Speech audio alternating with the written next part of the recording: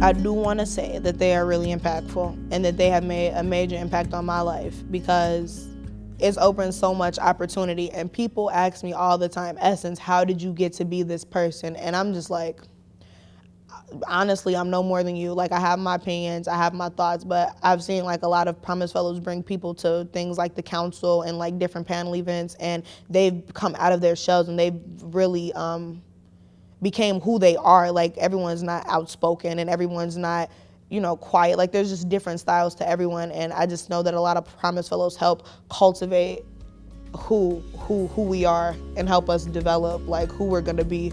And I think that's really important, because what if I was still that kid getting in trouble, like not caring about what I say to people or how the message is conveyed?